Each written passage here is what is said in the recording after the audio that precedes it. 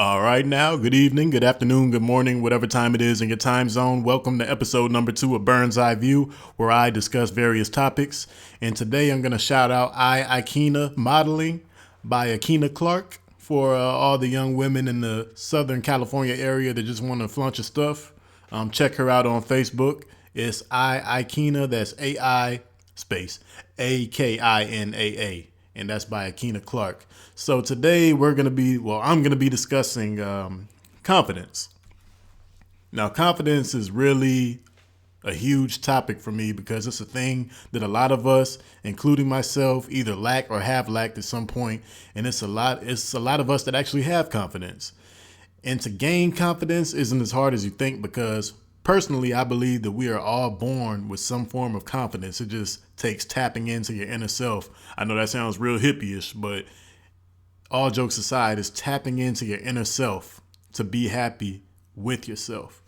So I know at one point, we grow up in a time where it's normalized for people to get slandered, ridiculed, body shamed, judged, laughed at, joked on for looking a certain type of way, talking a certain type of way, just behaving a certain type of way.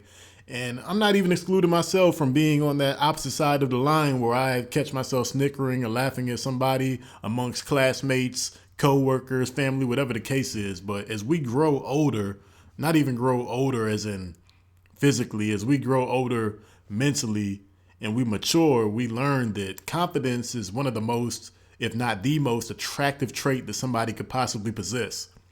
Because I know at one point, let's be real quick. I know at one point or another, we seen a couple of oversized women, or categorized as oversized, come outside weighing a good, at least a solid 250, come outside with some real tight clothing on, with some cheetah print. You can barely see the spots. And we just thinking, well, these girls build like some professional wrestlers. What they doing coming out here with them clothes on?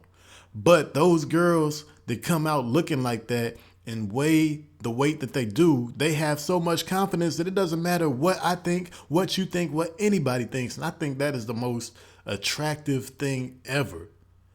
That's the point where you overlook the weight, overlook quote unquote physical flaws, because even some of you girls who aren't even categorized in that category of being overweight or hefty, y'all still don't have the confidence to come out and rock those clothing like they do.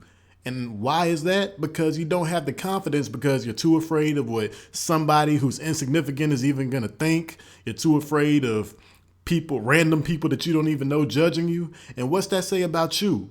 That says that those bigger girls that come out with those type of tight clothes on already outshine you because they have the confidence to be themselves, dress like themselves, to make themselves happy. They're not dressing like that for you. They dressing like that because they know they look good. I'm going to come out today. I'm going to be fly. I'm going to shut them down. I'm going to shut them all down. And that's really what they do. Regardless if you want to agree or if you don't want to agree, that's exactly what they do. And confidence stems from your upbringing. If you were taught as a young child to be confident and be prolific with everything that you believe in, stand behind what you believe in, stand behind what you look like, stand behind who you are, no matter if people label you a weirdo, label you this, label you that, it doesn't even matter. Because you already have that confidence in you and you know who you are. And I don't know about you, but me personally, I feel like I know who I am. So who is anybody else to judge me? Who has that position in my life where they can judge me and make me feel some type of way when I go back home or when I go to sleep?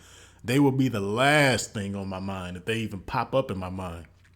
Because I know what I'm capable of. I know what I look like. I embrace my fat nose. I have a really fat nose. I'm a grown man that talks with a lisp. And normally, if you see like a child, a baby, maybe even a female with a lisp, you'll be like, oh, that's adorable. That's really cute. Females with lisps. Oh, that's real sexy. If you see a grown man with a lisp, you're going to think he's slow. And I promise you, I'm not slow. But I embrace my lisp. For the longest time, I was insecure about it. And I'm talking like recently. I literally just broke that barrier to where I'm insecure about having a lisp. And I can clearly hear it when I talk now because I've been so descriptive on it. It's just like, I notice every little minor detail every time I speak. So I watch what type of words I say. I can be out at a restaurant and my name's Glenn and they'll be like, can I get a name? Like I'm at Chick-fil-A, just order my food and they'll be like, can I get a name? And I'll say Glenn. It's clear as day. They're like, Cliff? Glenn. Jillian? Glenn. Julian? Glenn. And it kind of takes, it's frustrating first off because I feel like I'm speaking clearly. But second off, it's like, if I sound like this to a cashier and I'm just trying to give my name out, I wonder what I sound like when I'm actually having insightful conversations with someone. If I'm just having like an everyday conversation with you, how do I sound on the other end? How do I sound coming to your ears? Do you understand everything I have to say? Do I have to try to enunciate a little bit harder? Then it got to the point, I'm like, yeah, I talk how I talk and I don't care. If you don't like it, it's cool. Move around. Just as simple as that. And I say all that to say that people, when it comes to confidence, people shouldn't judge somebody who has that confidence because they should have an A in your book because they have an A in my book for just having that confidence to be themselves. And on the other side, if you are confident, there's a fine line. Let me just say this right now. There's a fine line between confidence and being cocky. Now, being cocky is when, it's good to know that you're legit, but it's like the people that are cocky, they always want to find a reason to down somebody else. Even if they don't have any type of insecurities, they just feel that it's significant to down somebody else, like you're less significant than they are. And that's when I come in and I say, if you over there shaped like a hot water heater, but you over here judging how somebody else dresses or how somebody else smiles or if they're missing a tooth or blind in one eye or something, then you need to reevaluate your life. Because I feel like I respect people who are different so much. I don't mean the ones that try to be different, the ones that make it a life goal to be different. Like, oh, I'm going to do something that these people ain't never did and I'm going to dress this way and start my own look. No, that's kind of corny to me. Don't strive to be different. Just be different. Don't even give it if you have to think about it twice, then you're not actually being different. You're just trying to be different. So I say all that to say, like, when you were like a teenager, you used to walk around the mall just because with your friends, not even buying anything, you barely got $4 in your pocket. I know because I've been there too.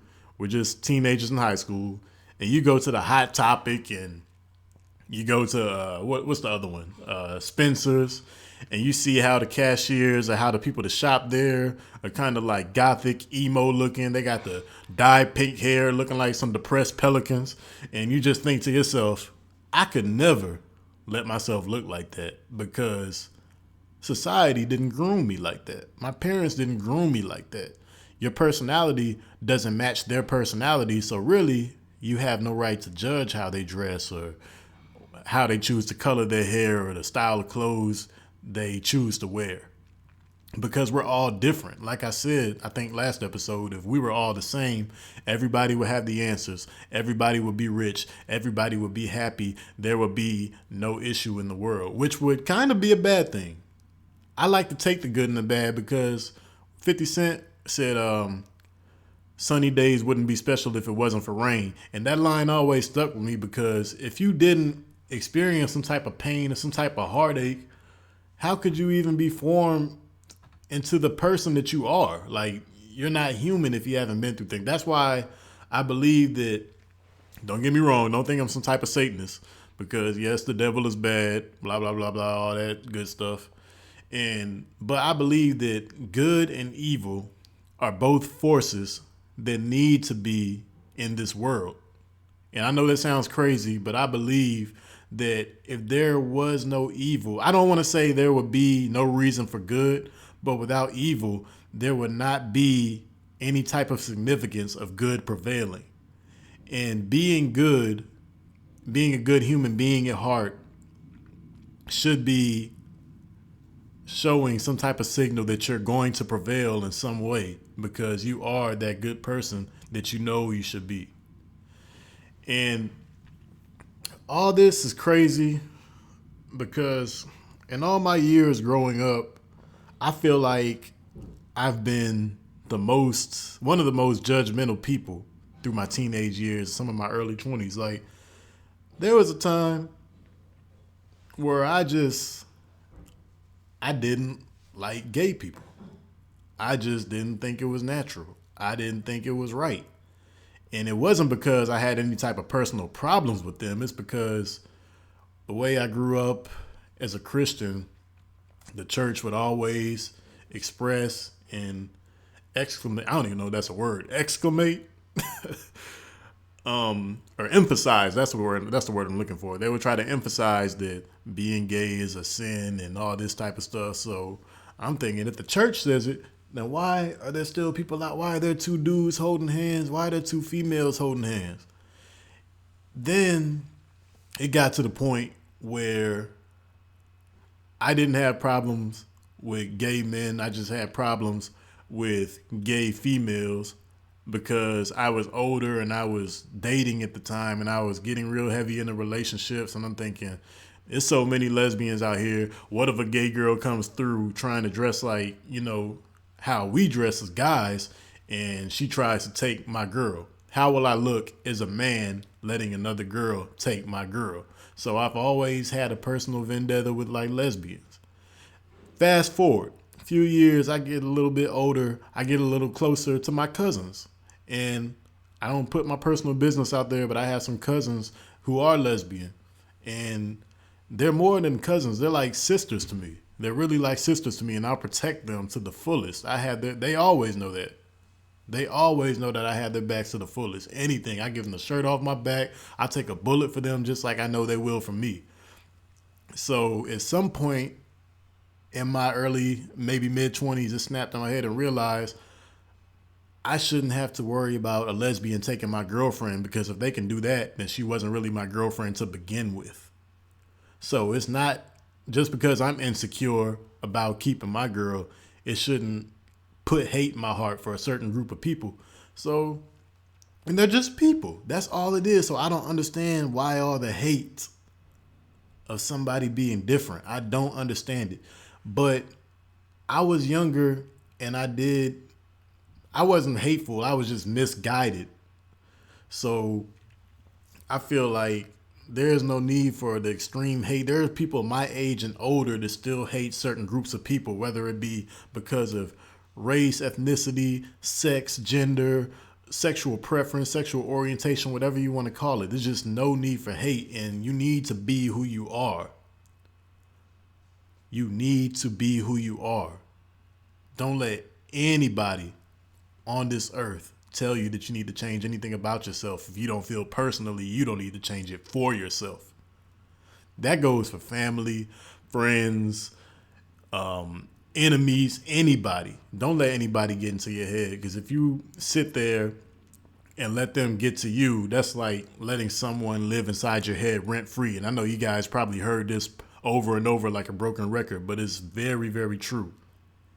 And when situations like this come and you feel like you don't know how to find your confidence, if you're one of those people that still feel like you're too insecure, you have too many insecurities to even be confident and it's too late, it's never too late. One thing I say about every situation is pray, but don't worry. You can pray and you can worry, but you cannot do both. I repeat, you can pray and you can worry, but you cannot do both. It just don't make no sense, like having a wig with a perm in it. It defeats the whole purpose.